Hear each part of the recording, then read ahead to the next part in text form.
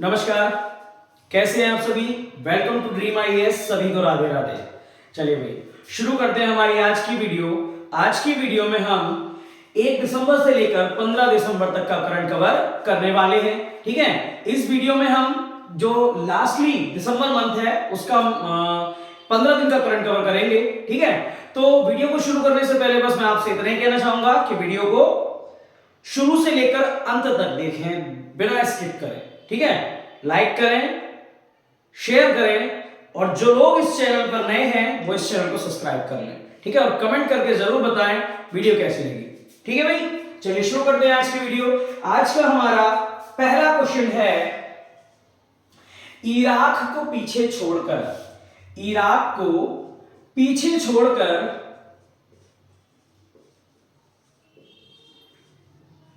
कौन सा देश भारत का कौन सा देश 2022 में भारत का सबसे बड़ा तेल आपूर्तिकर्ता बन गया है। ठीक है, चलिए क्वेश्चन है आपका, इराक को पीछे छोड़कर 2022 में, नवंबर 2022 में इराक को पीछे छोड़कर कौन सा देश भारत का सबसे बड़ा तेल आपूर्तिकर्ता बन गया है। अभी तक हम जो सबसे ज्यादा तेल आयात कर रहे थे वो किससे कर रहे थे? इराक से। लेकिन नवंबर 2022 में इराक को पीछे छोड़कर एक देश भारत का सबसे बड़ा तेल की आपूर्ति करने वाला देश बन गया है। तो भैया कौन सा देश है वो? तो ये देश है रूस। कौन सा देश है? रूस की बात करें तो रूस जो है वो प्रतिदिन 9,08,000 बैरल प्रतिदिन के हिसाब से हमें तेल निर्यात करेगा। 9,08,000 बैरल प्रतिदिन के हिसाब से रूस हमें तेल निर्यात करेगा। इराक दूसरे नंबर पर आ गया है, पहले नंबर पर पहुंच गया है रूस। ठीक है, चलिए आगे बात करें। रूस के राष्ट्रपति कौन है? रूस के राष्ट्रपति हैं व्लादिमीर पुतिन। क्लियर? चलिए अगले क्वेश्चन की तरफ बात करते हैं। अगला क्वेश्चन है, जापानी अरबपति यूसाफू मेज़बा। जापान के एक अरबपति हैं जिनका नाम है यूसाफू मेज़बा। ठीक है, ये 2023 में चांद की यात्रा के लिए जाने वाले हैं। तो क्वेश्चन है, जापान के अरबपति यूसाफू मेज़बा किस भारतीय टीवी कलाकार को अपने साथ चांद पर ले जाने वाले हैं। ठीक है, यूसाफू मेज़बा जापान के अरबपति यूसाफू मेज़बा हैं, जिन्होंने किस भारतीय कलाकार को चांद की यात्रा के लिए चुना है। ठीक है, तो भैया कौन से टीवी कलाकार हैं वो जिन्हें यूसाफू मेज़बा ने चांद की यात्रा के लिए चुना है? तो यूसाफू मेज़बा ने भारतीय टीवी कलाकार देव जोशी को चांद की यात्रा के लिए चुना है। ठीक है, ये जो यूसाफू मेज़बा हैं जापान के अरबपति, ये अकेले नहीं जा रहे, ये अपने साथ अलग अलग देशों के 10 लोगों को अपने साथ चांद की यात्रा के लिए ले जा रहे हैं। उनमें से एक व्यक्ति कौन है? एक व्यक्ति है भारत का टीवी कलाकार जिसका नाम है देव जोशी। ठीक है, अच्छा अब ये देव जोशी है कौन? तो आपने बालवीर का नाम तो सुना होगा। ठीक है, तो जो बालवीर सीरियल में जो बालवीर का रोल निभाता है उसी का नाम है देव जोशी। ठीक है, तो बालवीर को जो है यूसाफू मेज़बा क्या कर रहे हैं? 2023 में चांद की यात्रा के लिए चुन चुके हैं और इन्हें चांद पर ले जाएंगे। ठीक है भाई, आगे बात करें। अगला क्वेश्चन है हमारा, बंगाल की खाड़ी के ऊपर, अगला क्वेश्चन है हमारा, बंगाल की खाड़ी के ऊपर एक उष्ण कटिबंधीय चक्रवात आया था 2022 में। बंगाल की खाड़ी के ऊपर 2022 में एक उष्ण कटिबंधीय चक्रवात जिसका नाम था, क्या नाम था भाई? इसका नाम था मंडोस। क्या नाम था? मंडोस आया था। ठीक है, क्वेश्चन बता रहा हूं फिर से। बंगाल की खाड़ी में 2022 में एक उष्ण कटिबंधीय चक्रवात आया था जिसका नाम था मंडोस। ठीक है, इस चक्रवात का नाम मंडोस किस देश ने रखा है? इस चक्रवात का नाम जो है ये मंडोस किस देश ने रखा है? तो भैया ये किस देश ने रखा है? ये रखा है संयुक्त अरब अमीरात ने। संयुक्त अरब अमीरात ने, यूएई ने रखा है। ठीक है, यूएई ने जो बंगाल की खाड़ी में 2022 में एक चक्रवात आया था उसका नाम मंडोस रखा था। बस नाम याद रखना कौन सा नाम है और किसने दिया है। ठीक है, चलिए आगे बात करें। अगला क्वेश्चन है हमारा, विश्व बैंक द्वारा जारी migration and development brief report, migration and development brief report 2022 के अनुसार विश्व बैंक द्वारा जारी migration and development brief report 2022 के अनुसार कौन सा देश 100 अरब डॉलर की रेमिटेंस पाने वाला, रेमिटेंस 100 अरब डॉलर की रेमिटेंस पाने वाला दुनिया का पहला देश बन गया है। दुनिया का पहला देश बन गया है। ठीक है भाई, तो विश्व बैंक द्वारा जारी माइग्रेशन एंड डेवलपमेंट रिपोर्ट, पहले आप रिपोर्ट का नाम ध्यान रखेंगे। रिपोर्ट का नाम क्या है भाई? रिपोर्ट का नाम है migration and development brief report 2022।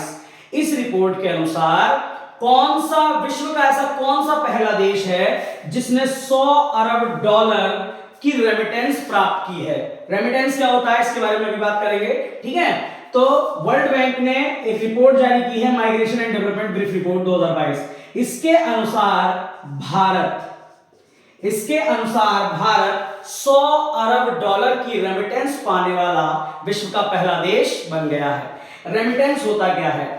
कुछ लोग जो भारतीय मूल के होते हैं, जो विदेशों में काम कर रहे होते हैं, जैसे अमेरिका, कनाडा, लंदन, ठीक है, अलग अलग देशों में काम कर रहे होते हैं, वो क्या करते हैं भैया? अपने घरों में पैसा भिजवाते हैं, अपने घरों पर पैसा भिजवाते हैं। तो वो पैसा कहाँ आएगा? भारत में आएगा, क्योंकि भारतीय मूल के हैं वो। ठीक है, तो जब पैसा भिजवाते हैं तो उसी को क्या कहेंगे? रेमिटेंस। ठीक है, चाहे वो डाक द्वारा भिजवाएं, तार द्वारा भिजवाएं, किसी भी तरीके से भिजवाएं, वो जब पैसा भिजवाते हैं विदेशों से भारत में, ठीक है, तो उसी को क्या कहेंगे? रेमिटेंस।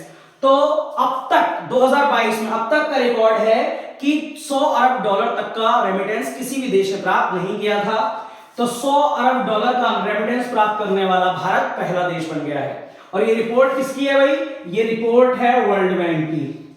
ये रिपोर्ट है वर्ल्ड बैंक की। इसका मुख्यालय वॉशिंगटन डीसी में है। ठीक है, रिपोर्ट कौन सी है? Migration and development brief report. Clear?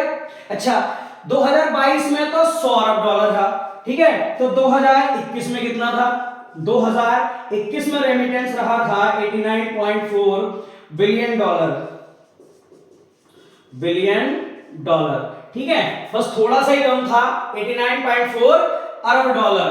पहले 89.4 अरब डॉलर था 2021 में, जो 2022 में कितना हो गया? 100 अरब डॉलर। क्लियर? चलिए आगे बात करते हैं अगले क्वेश्चन की तरफ। अगला क्वेश्चन है हमारा,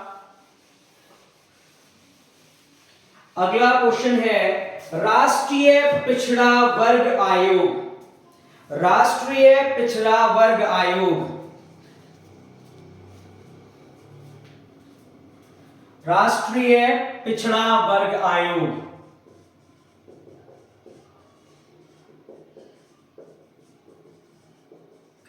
ठीक है। National council for backward class, national council for backward class यानी कि राष्ट्रीय पिछड़ा वर्ग आयोग के नए अध्यक्ष कौन बने हैं, के नए अध्यक्ष कौन बने हैं भाई? तो ये बने हैं हंसराज अहीर, हंसराज अहीर। ये कौन बने हैं? ये national council for backward class यानी कि राष्ट्रीय पिछड़ा वर्ग आयोग के अध्यक्ष बने हैं। अच्छा, पिछड़ा वर्ग आयोग है क्या? एनसीआरबी की, एनसीआरसी की बात करें, एनसीबीसी की बात करें तो ये है क्या? तो भैया इसकी स्थापना हुई थी 14 अगस्त 1963 को, 14 अगस्त 1993 को, सॉरी 14 अगस्त 1993 को national council for backward class यानी कि राष्ट्रीय पिछड़ा वर्ग आयोग की स्थापना हुई थी। इसका मुख्यालय कहाँ है भाई? इसका मुख्यालय है नई दिल्ली में। और इसका कार्य क्या है? इसका कार्य क्या है? ये पिछड़ा वर्ग आयोग के जितने भी लोग होते हैं उनके हितों के लिए, उनके अधिकारों के लिए, उनके संरक्षण के लिए प्रयास करता है, ठीक है। राष्ट्रीय पिछड़ा वर्ग आयोग, क्लियर, जिसके अध्यक्ष बने हैं हंसराज अहीर। चलिए अगला क्वेश्चन है भाई, विश्व भारोत्तोलन championship 2022, world weight lifting championship 2022, विश्व भारोत्तोलन चैंपियनशिप 2022, विश्व भारोत्तोलन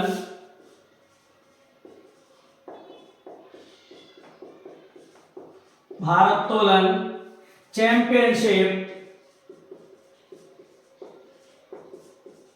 2022, ठीक है। 2022 वर्ल्ड वेट लिफ्टिंग चैंपियनशिप 2022 में महिला वर्ग में, कौन से वर्ग में? महिला वर्ग में मीराबाई चानू ने कौन सा पदक हासिल किया है? किसने? महिला वर्ग में मीराबाई चानू ने कौन सा पदक प्राप्त किया है? तो विश्व भारोत्तोलन चैंपियनशिप 2022 में महिला वर्ग में मीराबाई चानू ने रजत पदक जीता है।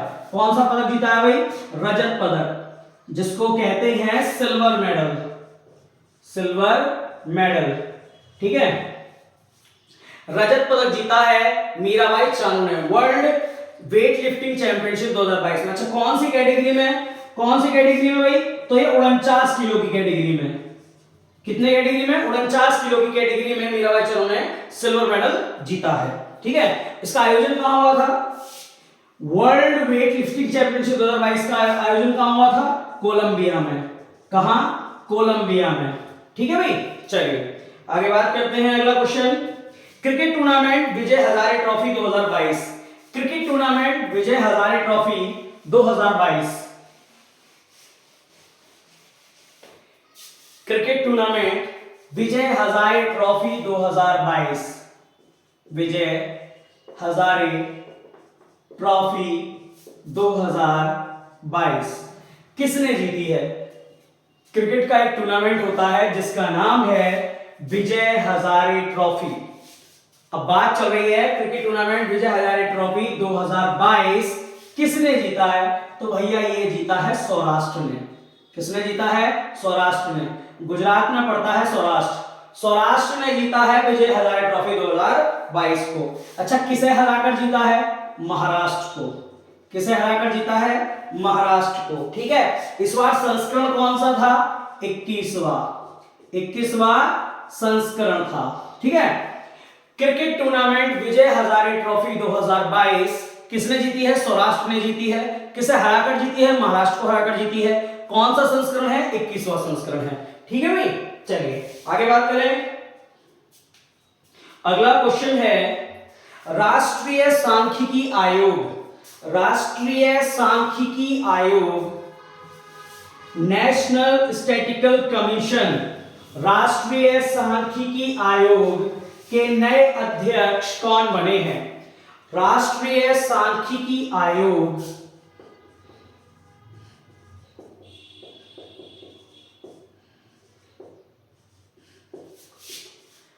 राष्ट्रीय सांख्यिकी आयोग नेशनल स्टैटिस्टिकल कमीशन के नए अध्यक्ष कौन बने हैं? तो राष्ट्रीय सांख्यिकी आयोग के नए अध्यक्ष बने हैं राजीव लक्ष्मण। कौन बने भैया? राजीव लक्ष्मण बने हैं नेशनल स्टैटिस्टिकल कमीशन, राष्ट्रीय सांख्यिकी आयोग के नए अध्यक्ष।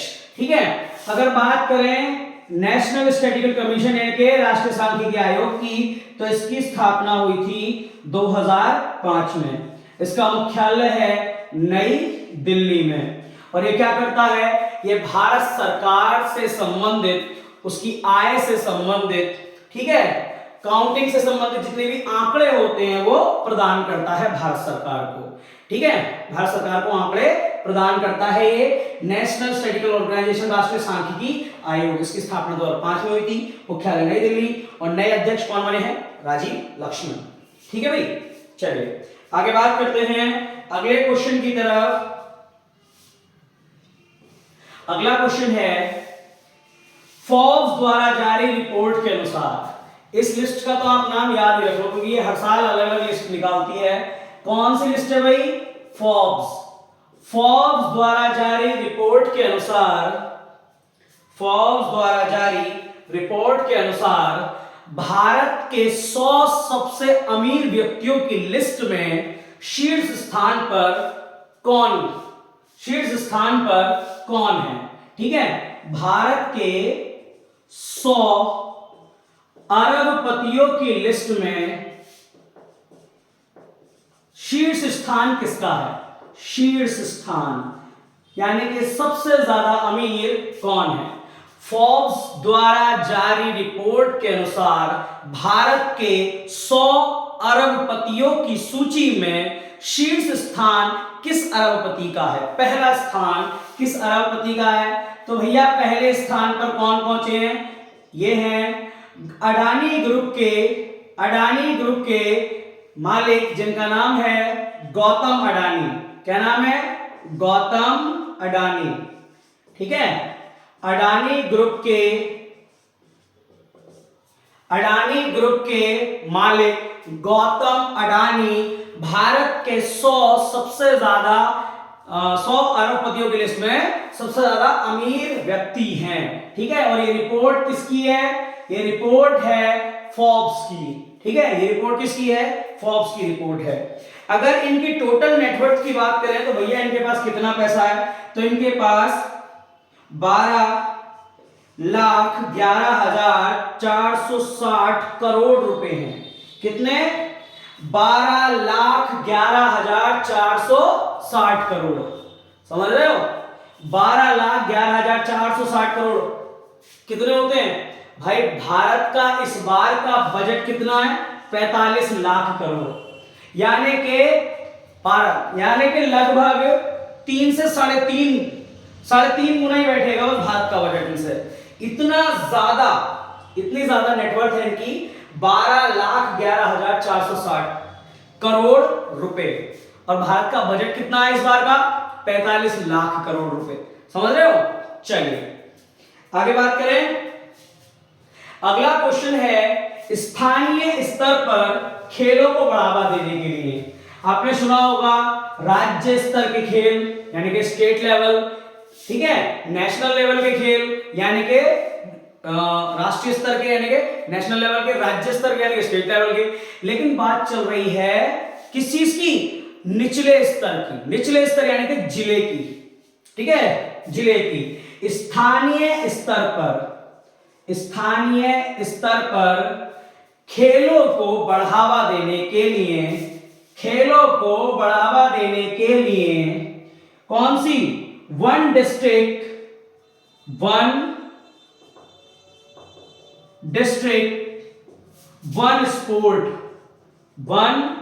स्पोर्ट योजना को किसने शुरू किया है? किस राज्य ने शुरू किया है? स्थानीय स्तर पर खेलों को मजबूती प्रदान करने के लिए, खेलों को बढ़ावा देने के लिए किस राज्य सरकार के द्वारा वन डिस्ट्रिक्ट वन स्पोर्ट को किस राज्य सरकार ने शुरू किया भाई? तो ये उत्तर प्रदेश सरकार ने शुरू किया है।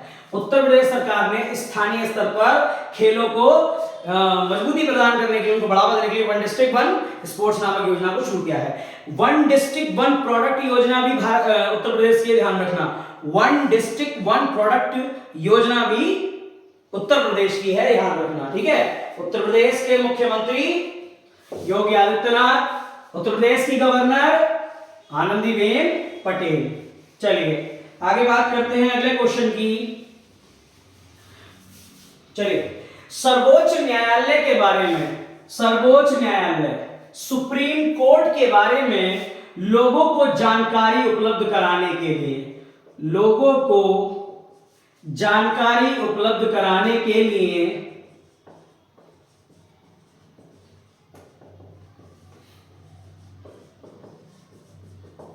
ठीक है, सुप्रीम कोर्ट के बारे में, सुप्रीम कोर्ट के बारे में लोगों को जानकारी उपलब्ध कराने के लिए, यानी कि सुप्रीम कोर्ट से जुड़ी हुई कोई भी जानकारी उपलब्ध कराने के लिए लोगों को online RTI portal, online RTI का मतलब राइट टू इंफॉर्मेशन, पोर्टल मतलब वेबसाइट, ठीक है।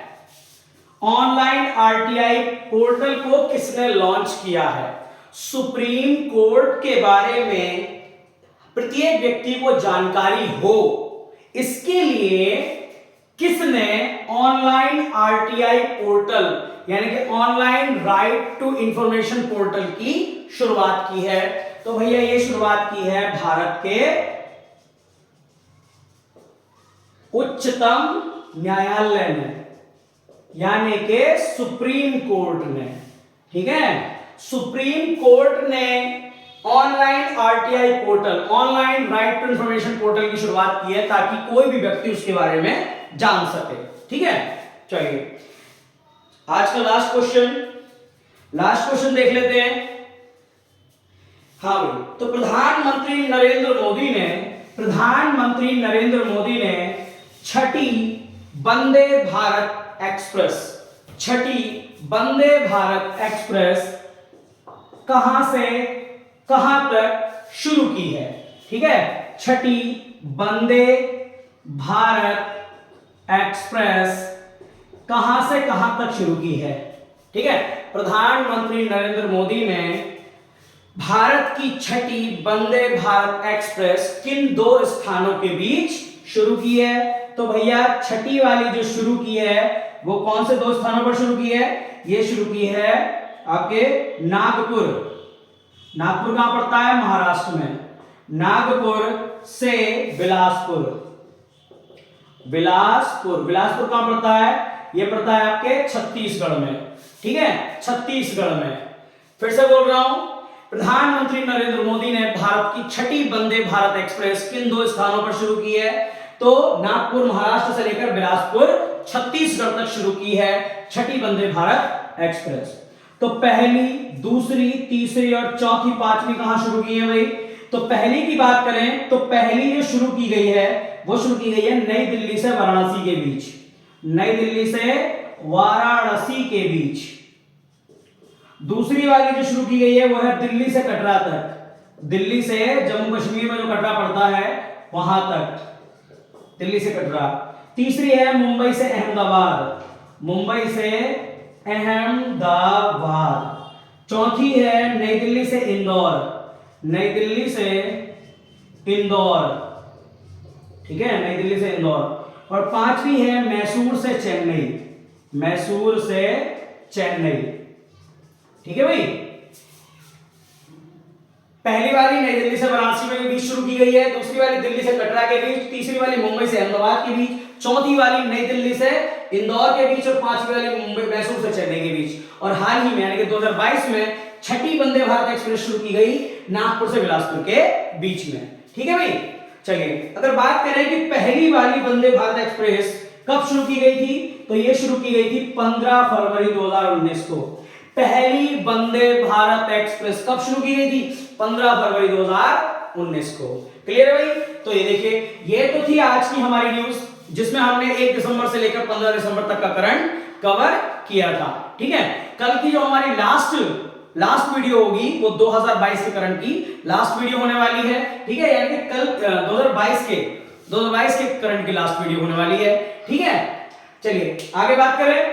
तो इस जितना भी मैंने आपको 2022 तक का करंट कराया है ना, 2022 का जितना भी करंट कराया, तो मैं आपसे एक रिक्वेस्ट करता हूं कि इसको उतार कर रख लेना, जितना भी मैंने कराया, क्योंकि भाई मैं गारंटी देता हूं इसके बाहर नहीं आने वाला। ठीक है, बस आपसे इतनी गुजारिश है कि जितना मैंने कराया उसको मन लगाकर पढ़ लेना। ठीक है, कल हम 2022 के करंट की लास्ट वीडियो देखेंगे, जिसमें हम 16 दिसंबर से लेकर 31 दिसंबर तक का करंट कवर करेंगे, और इस तरीके से हम 2022 का करंट कवर कर लेंगे। ठीक है, तो आज के लिए बस इतना ही।